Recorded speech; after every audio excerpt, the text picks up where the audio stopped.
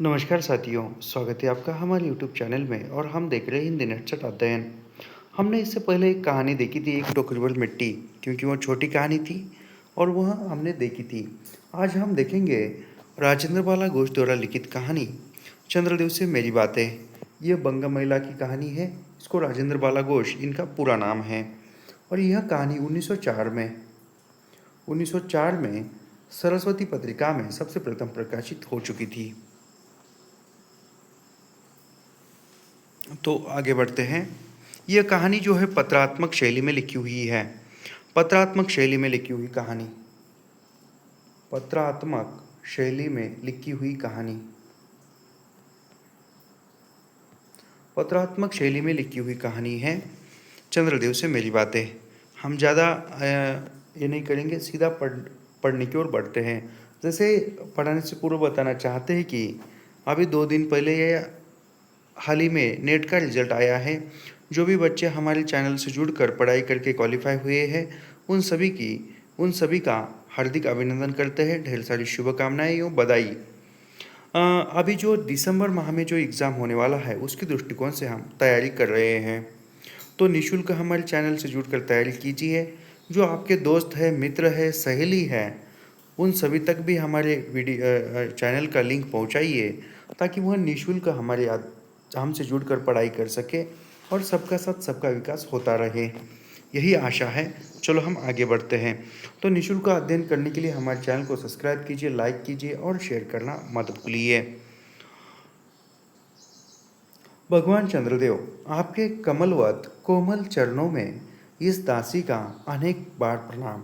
यानी लेखिका क्या कहती है, पत्रात्मक शैली में है, पत्र लिख रही है भगवान चंद्रदेव से। तो क्या कह रही है, भगवान चंद्रदेव, आपके कमलवत कोमल चरणों में इस दासी का अनेक बार प्रणाम। यानी खुद को दासी मानती है। आज मैं आपसे 2-4 बातें करने की इच्छा रखती हूँ। कितनी बातें करने की इच्छा रख रही है लेखिका चंद्रदेव से? 2 या 4 बातें। 2-4 बातें। क्या मेरे प्रश्नों का उत्तर आप प्रदान करेंगे?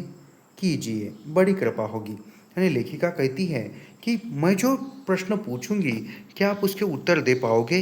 दीजिए, बड़ी कृपा होगी। यदि आप हमारे प्रश्नों का उत्तर देते हो तो बहुत बड़ी कृपा होगी, ऐसा लेखिका कहती है। अनसुनी सी मत करना। अनसुनी सी मत करना मतलब क्या है? अनसुनी सी मत करना, यानी केवल सुनना और एक कान से छोड़ देना, ऐसा मत करना। अपने बड़प्पन की ओर ध्यान देना। अच्छा कहती हूँ सुनो। यानी अच्छा कहती हूँ सुनो, क्या है वो बातें? मैं सुनती हूँ आप इस आकाश मंडल में चिरकाल से वास करते हैं। यानी आकाश मंडल क्या है? जो भी आकाश मंडल है, जो भी नभ है, उस नभ में, आकाश मंडल में कितने चिरकाल से वास करते हो। यानी अनेक काल से जो है आप वहाँ पर वास करते हो, आपका निवास है। क्या यह बात सत्य है?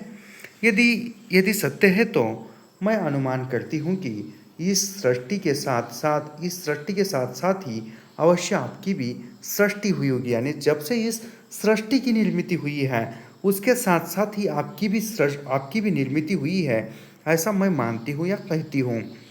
तब तो आप ढेर दिन के पुराने बूढ़े कह जा सकते हैं। यानी जिस दिन से इस सृष्टि की निर्मिति हुई, धरती की निर्मिति हुई, आकाश की निर्मिति हुई, उस दिन आपकी भी निर्मिति हुई है, आपका भी जन्म हुआ है।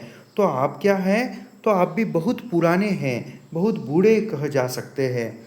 आप इतने पुराने हैं तो सही, पर काम सदा से एक एक ही है और एक ही स्थान में करते आते हैं।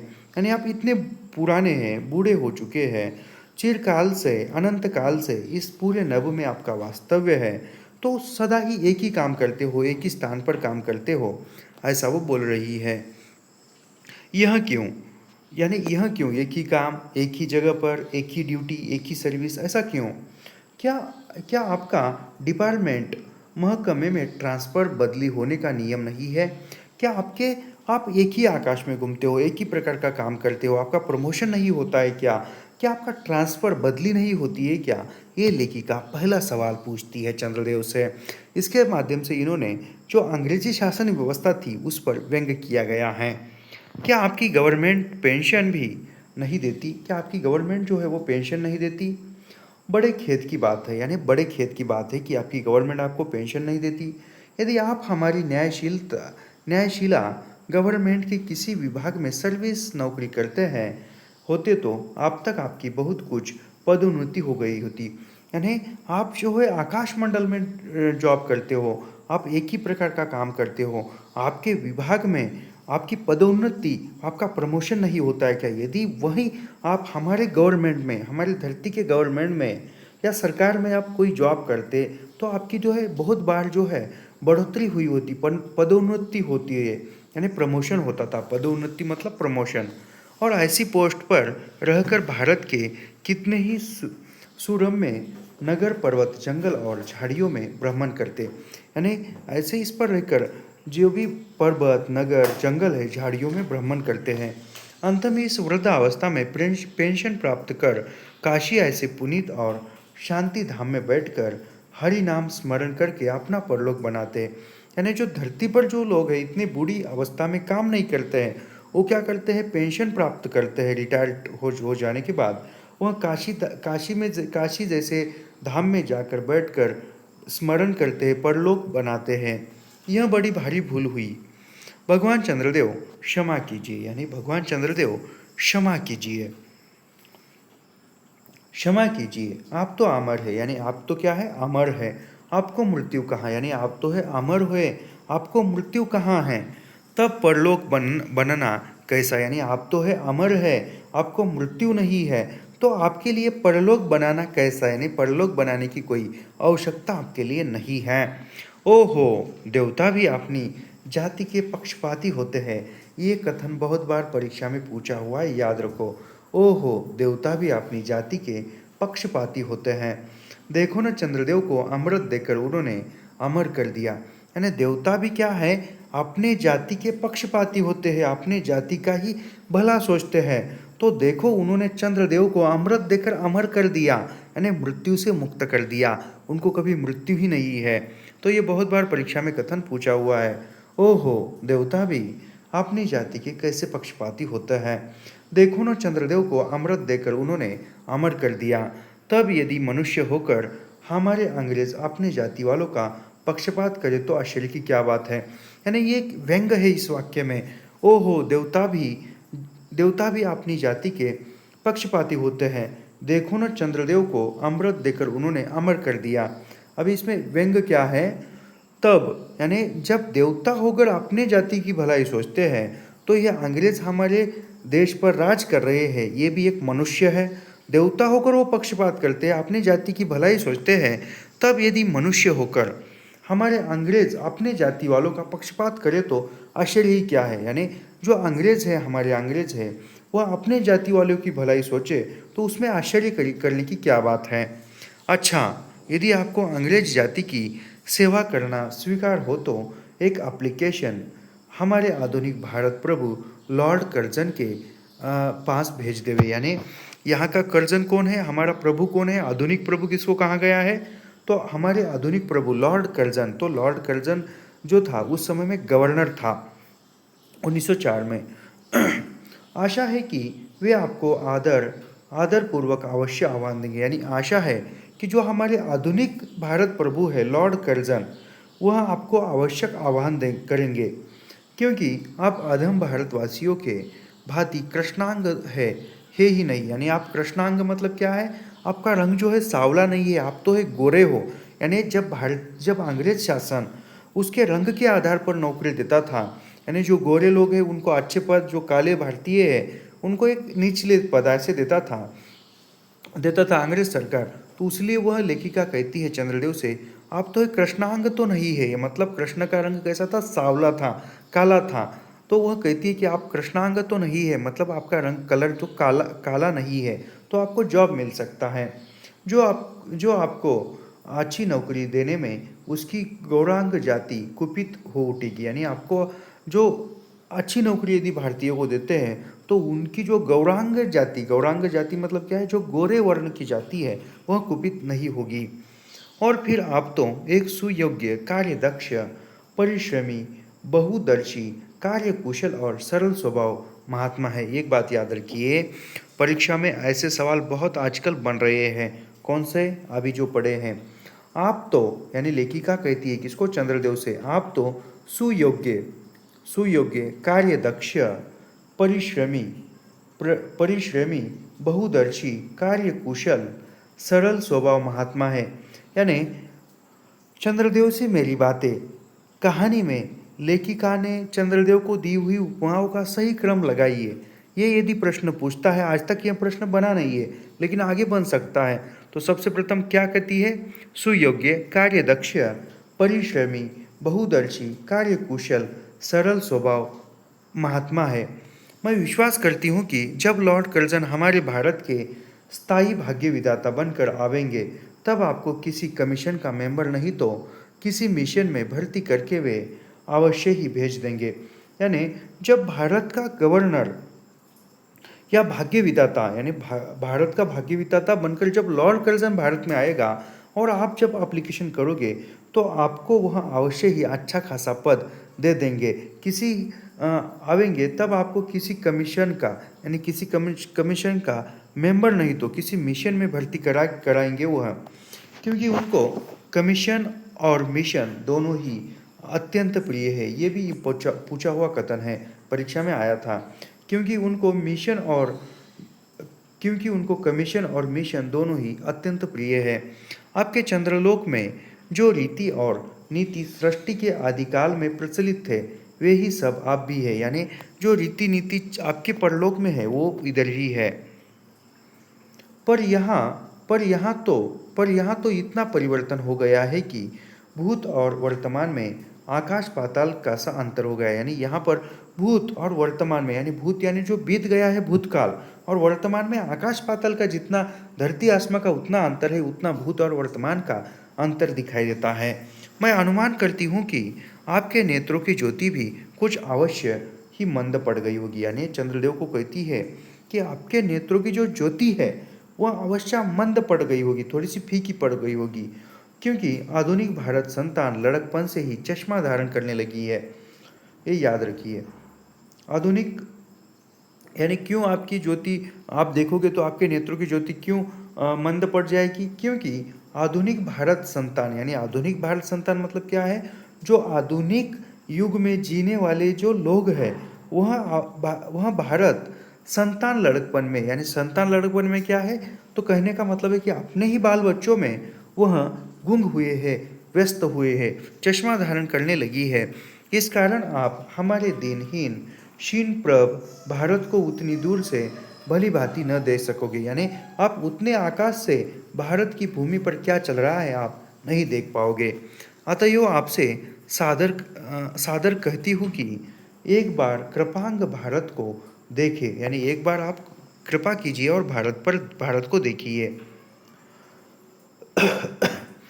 देख तो जाइए। यद्यपि इस बात को जानती हूँ कि आपको इतना अवकाश कहाँ, यानी आपको भारत जैसे देश को देखने का अवकाश कहाँ है, पर 8वें दिन नहीं तो महीने में एक दिन अर्थात अमावस्याओं को तो आपको हॉलीडे छुट्टी अवश्य ही रहती है। यानी आप सप्ताह में एक दिन भारत में नहीं आ सकते हो, तो अमावस्या के दिन जो है आपको छुट्टी रहती है, हॉलीडे रहता है। यानी अमावस्या के दिन आकाश में चांद नहीं निकलता है, तो उस दिन चांद की छुट्टी होती है, तो उस दिन तो एक दिन आप हमारे धरती पर आकर देखिए, ऐसा वो कह रही है। यदि आप उस दिन चाहे तो भारत भ्रमण कर जा सकते हैं, यानी उस दिन आपको छुट्टी है अमावस्या के दिन, तो आप उस दिन आकर भारत भ्रमण करके जा सकते हैं। इस भ्रमण में आपको कितने ही नूतन दृश्य देखने को मिलेंगे। यानी जब आप भारत का भ्रमण करोगे, घूमने आओगे, तो कितने ही नूतन दृश्य, यानी नए दृश्य आपको देखने को मिलेंगे, जिसे सहसा देखकर आपकी बुद्धि जरूर चकराएगी। यानी वो जो नए दृश्य है, नूतन दृश्य है, वह देखकर आपकी बुद्धि क्या करेगी, चकराएगी, मतलब आप आश्चर्यचकित हो जाओगे। यदि आपसे सारे हिंदुस्तान का भ्रमण शीघ्रता के कारण न हो सके, तो केवल राजधानी कलकत्ता को देख लेना तो अवश्य ही उचित है। यानी एक दिन में आप पूरे भारत का भ्रमण नहीं कर सकते हो, तो जो भारत की उस समय की राजधानी कलकत्ता थी, तो कलकत्ता को ही अवश्य एक बार देखना ही उचित होगा, अच्छा होगा, ऐसा वह लेखिका चंद्रदेव को निवेदन कर रही है। वहाँ के कल कारखानों को देखकर आपको यह अवश्य ही कहना पड़ेगा कि यहाँ के कारीगर तो विश्वकर्मा के भी लकड़ दादा निकले। यानी यहाँ के कारीगर क्या है, जो विश्वकर्मा का भी लकड़ दादा, मतलब क्या है, लहान जो छोटे थे तब।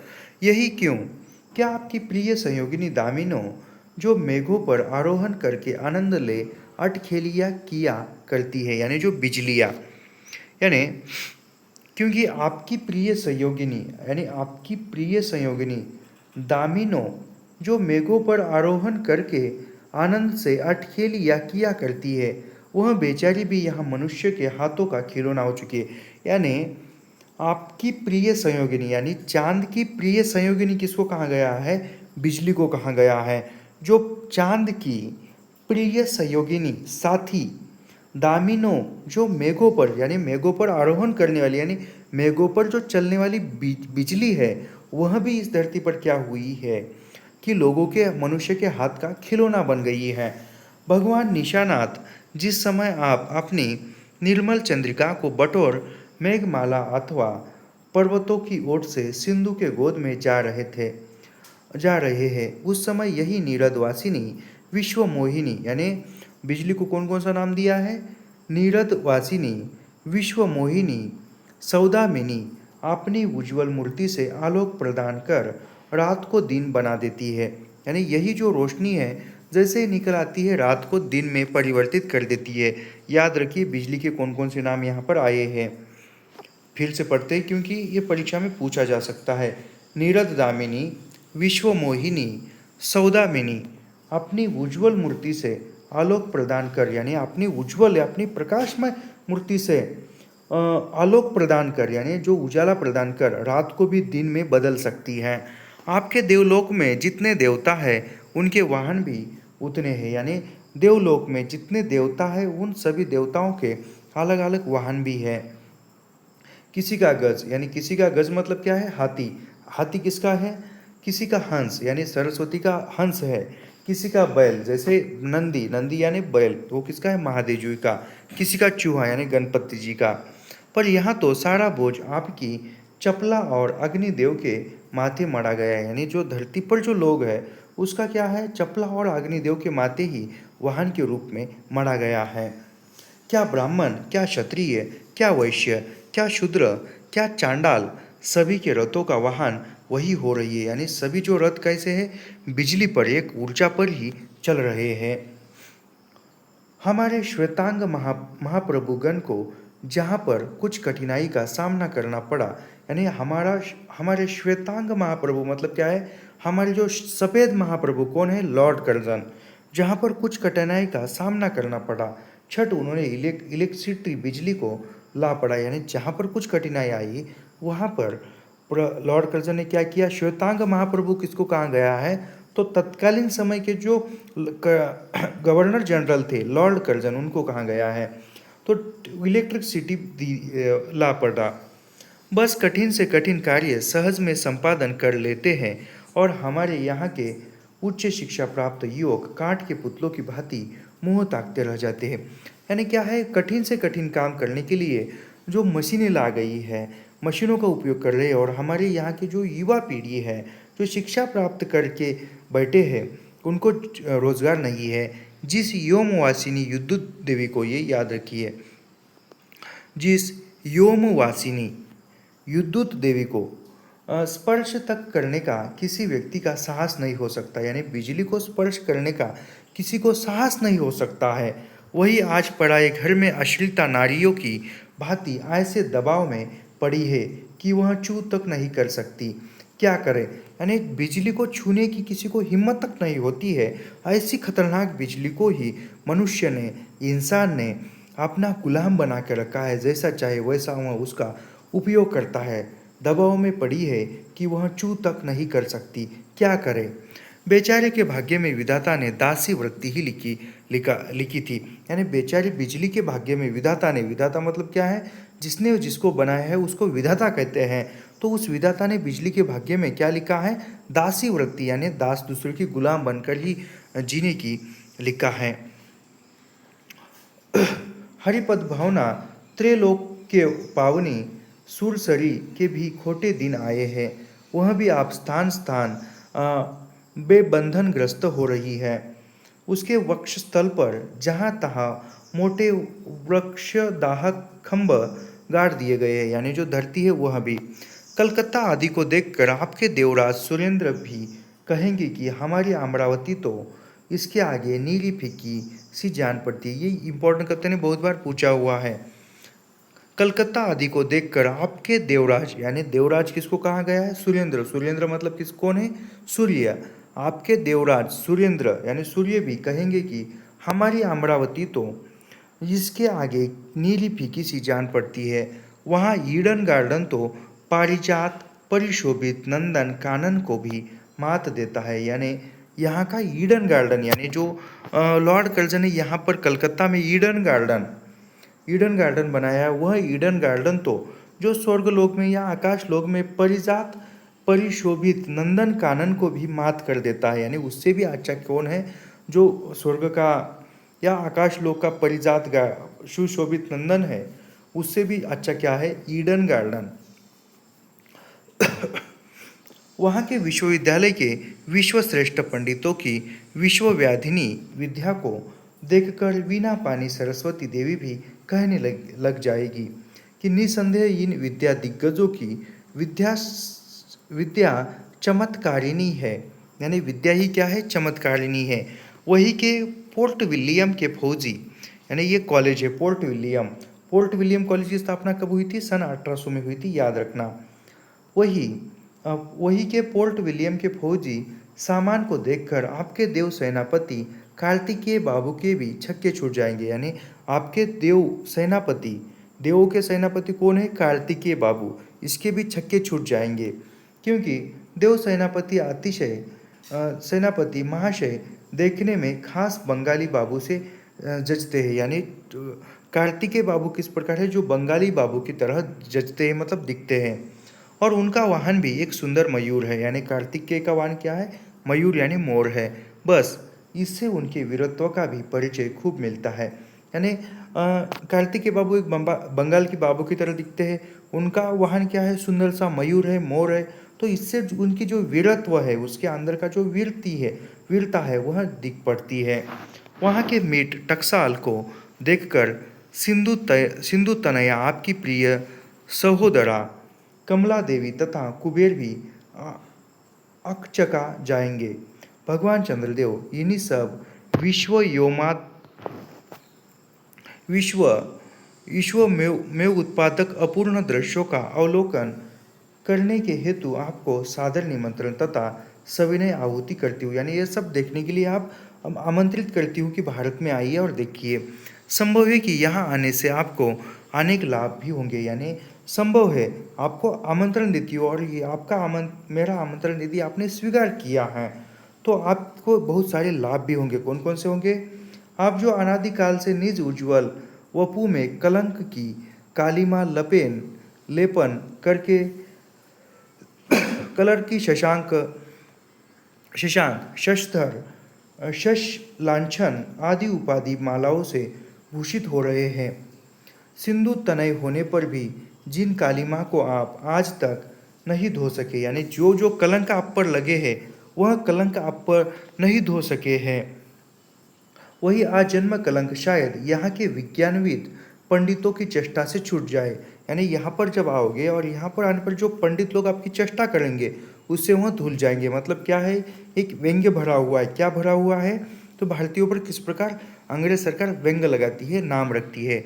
जब बंबई में स्वर्गीय महारानी विक्टोरिया देवी की प्रतिमूर्ति से काला दाग छुड़ाने में प्रोफेसर गज्जर महाशय फलीभूत हुए हैं, तब क्या आपके मुख भी काली माँ छुड़ाने में फलीभूत न होंगे? यानी जब बंबई जैसे बड़े शहर में स्वर्गीय महारानी, यानी जो जिसका निधन हुआ है महारानी विक्टोरिया देवी की प्रतिमूर्ति, मतलब क्या है? उसका जो पुतला था, स्टैचू था, उस पर लगा हुआ काला दाग छुड़ाने में प्रोफेसर गज्जर फलीभूत हुए। मतलब क्या है? वो दाग निकालने में सफल हुए। तो आपके मुख पर की जो काली माँ है वह भारत में आने से निकल जाएगी। वह निकालने में यहाँ की जो सरकार है, गवर्नमेंट है, सफल हो जाएगी। ऐसा वह चंद्रदेव से कहती है। शायद आप पर यह बात भी अभी तक विदित नहीं हुई। यानी आप आपके स्वामी सूर्य भगवान पर जब हमारे भूमंडल की छाया पड़ती है तभी आप लोगों पर ग्रहण लगता है। यानी जब आपके स्वामी यानी चंद्रदेव के स्वामी कौन है? सूर्यदेव भगवान। सूर्यदेव भगवान पर यानी भगवान सूर्यदेव पर हमारे भूमंडल की यानी पृथ्वी की छाया जब सूर्यमंडल पर पड़ती है तभी आप लोगों पर ग्रहण लगता है। पर आपका तो अब तक वही पुराना विश्वास बना हुआ है कि जब कुटिल ग्रह राहु यानी सभी सही में क्या है सही में जियोग्राफी या भूगोल के आधार पर चंद्र ग्रहण सूर्य ग्रहण कब होता है? जब पृथ्वी पृथ्वी पृथ्वी सूर्य चंद्र एक सरल रेखा में आते हैं, एक सरल रेखा में आते हैं तब ग्रहण लगता है।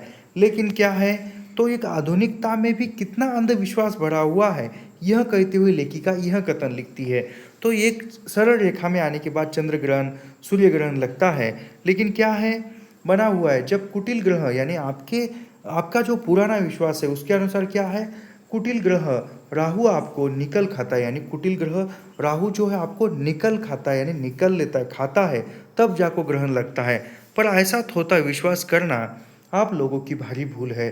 अंतः हे देव मैं विनय करती हूँ, यानी अंततः मैं हे देव मैं विनय करती हूँ, प्रार्थना करती हूँ कि आप आपके हृदय से इस भ्रम को जड़ से उखाड़ दीजिए। यानी यह जो भ्रम है कि आपको ग्रहण लगना मतलब कोई ग्रह जो है आपको खा रहा है या निगल रहा है, यह जो भ्रम है यह भ्रम निकाल देना। यह भारतीयों को कह रही है लेखिका चंद्रदेव के माध्यम से, यह जो भ्रम है यह भ्रम निकाल देना। ऐसा नहीं होता है कि कोई किसी चंद्र ग्रहण होने से चंद्र को कोई ग्रह जो है निकल रहा है, खा रहा है, ऐसा नहीं होता है। फेंक दे आप भारत में न तो आपके और आपके स्वामी भुवन भास्कर सूर्य महाशय ही वे वंशधरों का साम्राज्य है, और न भारत की वह शय्य श्यामला स्वर्ण प्रसूता मूर्ति ही है। अब तो आप लोगों के अज्ञात एवं अन्य द्वीपवासी परम शक्तिमान गौरांग महाप्रभु इस सुविशाल भारतवर्ष का राज्य वैभव भोग रहे। यानी आप जो भारतवासी है जो गौरांग महाप्रभु है, गौरांग महाप्रभु कौन किसको बताया है? तो लॉर्ड कर्जन को बताया है। उसका राज्य भारत जो है भोग रहा है। अब तक मैंने जिन बातों का वर्णन आपसे स्थूल रूप से किया है, यानी अब तक जिन बातों का वर्णन स्थूल रूप से किया है वह सब इन्हीं विद्या विशारद वैरांग महाप्रभु कृपा कटाक्ष का परिणाम है। यानी जो भी मैंने आपको बताया है ये किसका परिणाम है? जो गौरांग महाप्रभु लॉर्ड कर्जन है उसकी भी कृपा का परिणाम है। यूँ तो यहाँ प्रतिवर्ष पदवी दान के समय कितने ही राज्य विभिन्न राजाओं की सृष्टि हुआ करती है। यानी जो भी पदवी दान किया जाता है, पदवी दी जाती है, तो कितने विभिन्न राजाओं की सृष्टि हुआ करती है। पर आपके वंशधरों में जो 4 राजा यानी आपके वंशधरों में मतलब कौन है? जो चंद्रदेव के जो 4 राजा है वो कौन है? मात्रा के हे भी काठ के पुतलों की भांति। यानी आपके जो महाराजा है 4 राजा है वो कैसे है? मात्र केवल काठ के पुतलों की भांति है।